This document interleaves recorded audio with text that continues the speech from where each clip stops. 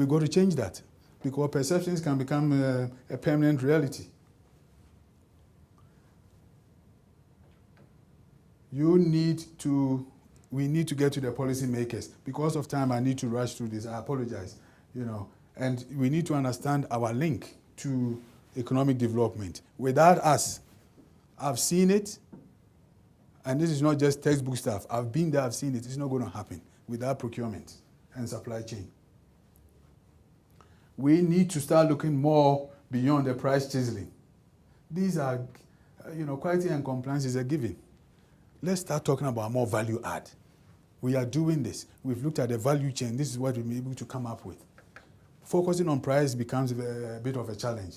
Professionalization is key, and I see that your office is really trying to do a lot on the professionalization, at least in the government sector.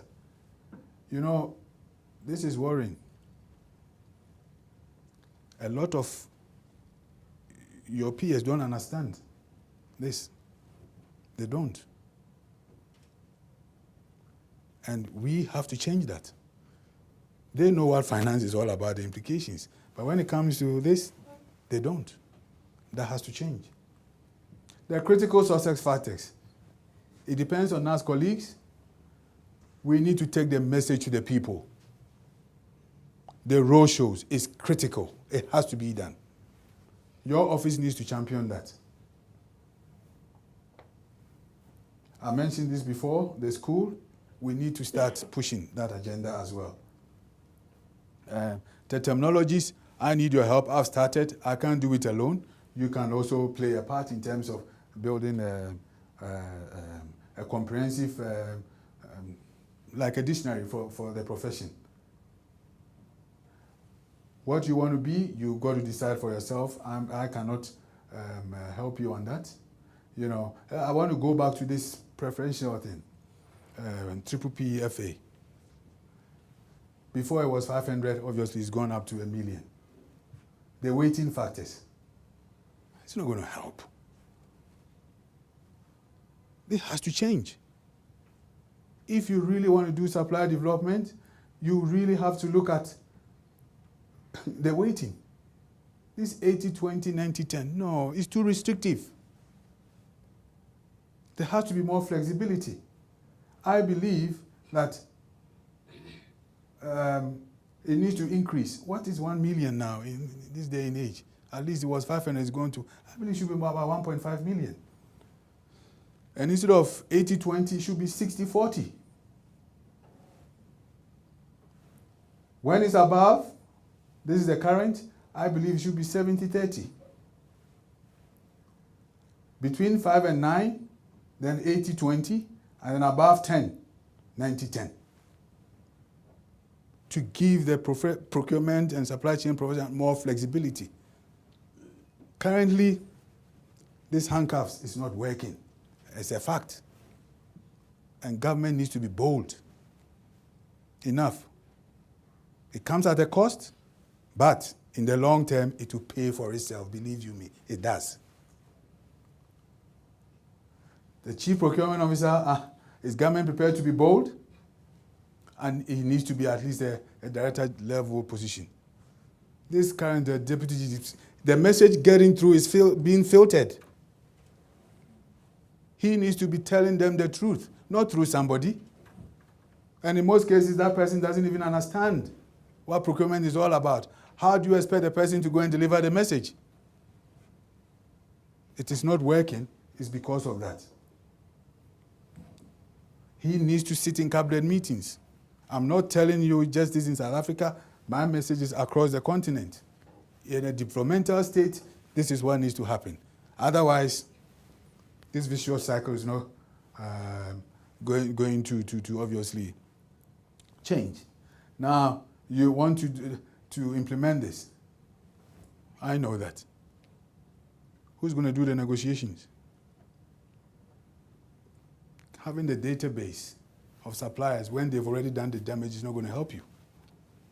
You've got to be at the core for these common items. The ship-to-build-to concept, you need to be doing the negotiations, not just from a price perspective, but from a developmental perspective.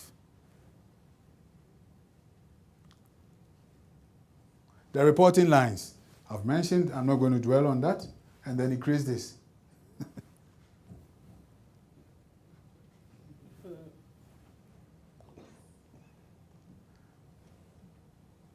Look at the amount of money that has come into the continent for resources. But were we ever on the same page? They have the agenda we have. Do we know what we want? Do we know what they want? And is there a common purpose? This is what has been happening.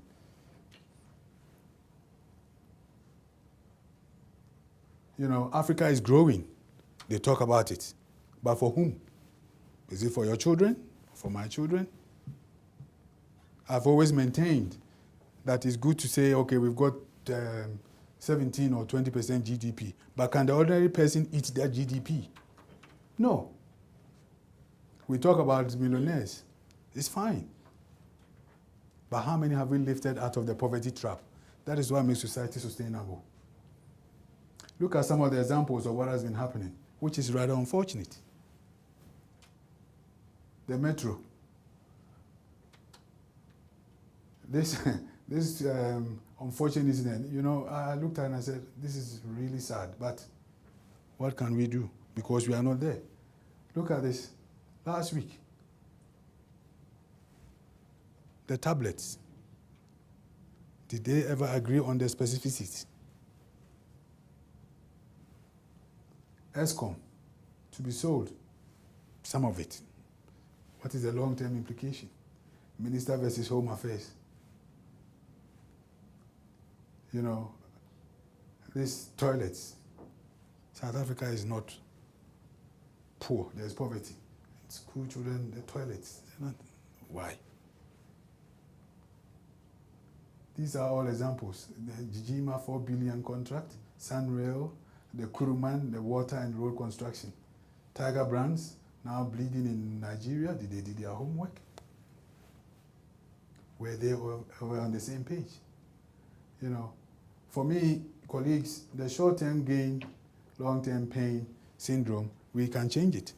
We are the key to all this. We should not focus too much on the price chiseling.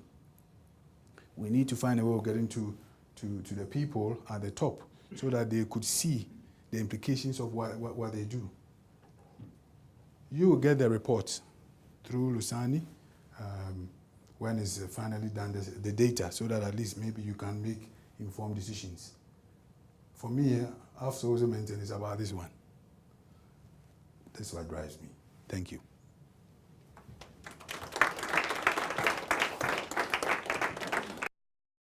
Audio Jungle.